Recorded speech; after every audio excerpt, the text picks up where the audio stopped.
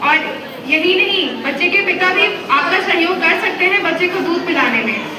आप बच्चे के पिता से सहयोग लीजिए और बच्चे को उसके पिता पकड़ेंगे और आप लेट के आराम से बच्चे को दूध पिला सकते हैं। और इस बात का बिल्कुल ध्यान रखें कि अगर ऑपरेशन हुआ हो तो आराम से पीठ के पीछे तकिया लगाएं और बच्चे को स्तनपान कराएं। और अगर आप लेट के दूध पिलाना चाहते हैं बच्चे को तो अपने बाजुओं के सहारे बच्चे का सिर टिका के और आराम से स्तनपान करा सकते हैं। और यही नहीं, और भी बहुत सारे तरीके हैं जिससे बच्चे को दूध पिलाया जा सकता है। जैसे कि आप सभी का ध्यान से देखें, पहला है एक बच्चे को अपने लैप पे अपने गोद में रख के और तकिए के सहारे उसे दूध पिलाया जा सकता है। करवट लेट के बच्चे को दूध पिलाया जा सकता है। एक अपने बच्चे को फुटबॉल की तरह पकड़ के साइड से, जैसे कि मैंने भी बताया, वैसे भी दूध पिलाया जा सकता है। और लेटी हुई स्थिति में पिता का सहारा लेके भी बच्चे को दूध पिलाया जा सकता है। और स्तनपान का एक सही पोजीशन होता है जिसमें बच्चे को पकड़ के दूध पिलाया जाता है, जिसमें 4 बातों का बहुत अच्छे से ध्यान रखना चाहिए। पहली बात, जो बच्चे का जो मुंह है वो 2/3 भाग खुला होना चाहिए, पूरा खुला होना चाहिए निपल्स को पकड़ने के लिए। उसके बाद शिशु का जो निचला होंठ है, जो शिशु का निचला होंठ होता है वो पूरा नीचे की तरफ घुमा हुआ होना चाहिए। पूरा का पूरा जो निपल होता है वो बच्चे के मुंह में अंदर जाना चाहिए ताकि वो आराम से उसको चूस सके। शिशु का मुंह चौड़ा खुला होना चाहिए और शिशु की जो ठुड्डी है वो स्तन से नीचे होनी चाहिए। शिशु का नाक थोड़ा सा स्तन से ऊपर होना चाहिए ताकि वो आराम से सांस ले सके।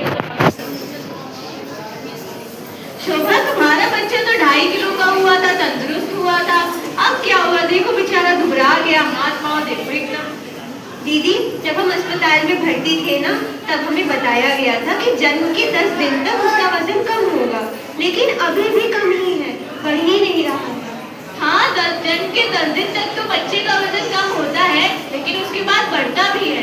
पता नहीं क्या हुआ है इसको। तो दीदी, इसमें हम क्या करेंगे? हम नहीं जानते, देखिए दीदी शायद बताएंगी। क्या आपने कभी कंगारू देखा है? क्या आप लोगों ने कभी कंगारू देखा है? जैसा हम जानते हैं, कंगारू एक ऐसा जानवर है जो अपने बच्चे को अपने पेट की थैली में रख के हमेशा अपने पास रखता है।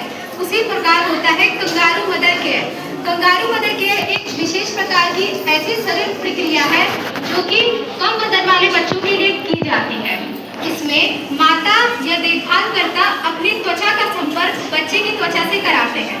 कंगारू मदर केयर के 5 विशेष फायदे हैं, जिसमें से पहला फायदा है, अगर कंगारू मदर केयर कराया जाता है तो बच्चे के वजन में बढ़ोतरी होगी। दूसरा फायदा, कंगारू मदर केयर कराने से बच्चे को संक्रमण से बचाया जा सकता है। तीसरा फायदा, कंगारू मदर केयर कराने से बच्चे के शरीर का तापमान नियंत्रित रहता है।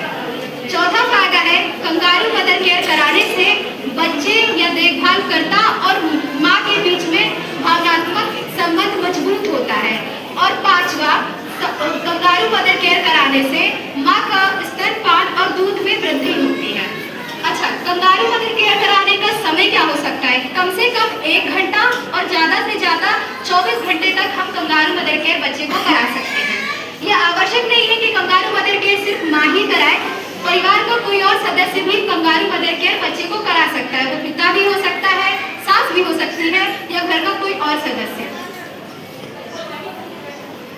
लेकिन दीदी, हमारा तो ऑपरेशन हुआ है, तो ऐसे में हम ज्यादा देर तक एक ही स्थिति में नहीं बैठ पाएंगे, तब हम क्या करें? अरे पत्नी, तुम्हारा पति है, वो भी करवा सकता है। तुम्हारी सास, मुझसे बोल दिया करो, वो भी करवा सकती है।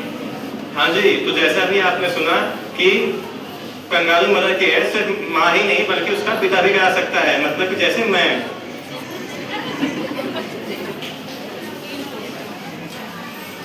सुनो भाई, सुनो भाई, सुनो।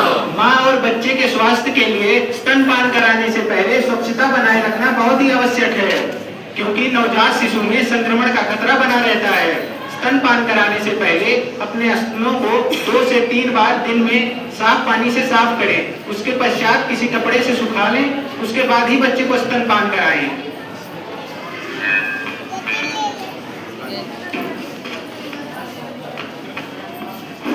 तो आइए अब हम देखते हैं हमने इस नाटक से क्या सीखा। इसको हम सवालों के माध्यम से देखेंगे और इन